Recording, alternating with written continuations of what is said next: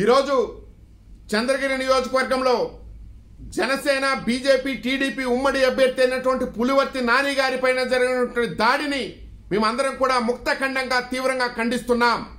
ఏదైతే ఈ వైసీపీ ప్రభుత్వానికి వ్యతిరేకంగా రాష్ట్ర వ్యాప్తంగా కూడా ప్రజలందరూ కూడా ఈ వైసీపీ ప్రభుత్వాన్ని పారతులాలని చెప్పి నిర్ణయించుకొని వారు తగిన ఓటు రూపంలో వారికి తగిన బుద్ధి చెప్పారని చెప్పి వీరికి తెలిసిపోయి ఎటు ఓడిపోతున్నామని తెలిసిపోయి ఈరోజు ఈ విధంగా దాడులు చేయటం నిజంగా అమానుషం. అలాగే ప్రజలందరూ కూడా పోలీస్ వ్యవస్థ ప్రజలను కాపాడాలి, ప్రజాస్వామ్యాన్ని కాపాడాలి, శాంతి భద్రతలను కాపాడాలని చెప్పి మీకు ఆ ఉద్యోగాలు కల్పించారు సార్. దయ ఉంచి మీరు వారికి కొమ్ము కాసి ఈ విధంగా ప్రజలను భయభ్రాంతులకు గురి చేసి ఈ విధంగా ప్రజల మాన ప్రాణాలను మీరు కాపాడాలి, కానీ వారికి హాని జరుగుతుంటే నిమ్మకు నీరెత్తినట్టు మీరు చూస్తూ ఊరుకోకూడదు. అలాగే చంద్రగిరి నియోజకవర్గంలో ఉన్నటువంటి యావత్ జనసేన టీడీపీ బీజేపీ కార్యకర్తలు అందరూ కూడా కానీ మన పులివర్తి నాని గారికి మద్దతుగా అక్కడికి వెళ్ళి వారికి మద్దతు తెలియజేసి మన బలం ఏంటో నిరూపించుకోవాల్సిన ఆవశ్యకత ఈ సమయం ఉంది. ఎన్నాళ్ళని మనం చూస్తూ ఉంటాం.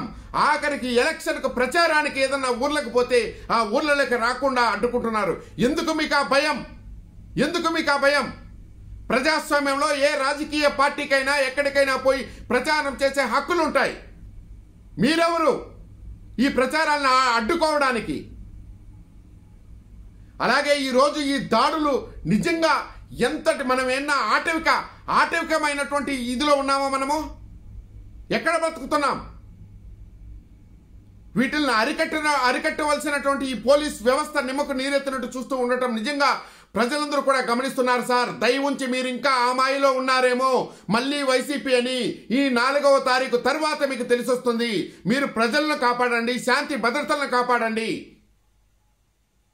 అలాగే చంద్రగిరి నియోజకవర్గంలో ఉన్న ప్రతి ఒక్కరూ కూడా వీటిని ఖండిస్తూ వారికి మద్దతుగా అక్కడ మన పులివర్తి నాని గారికి మద్దతుగా నిలవలసిన ఆవశ్యకత మన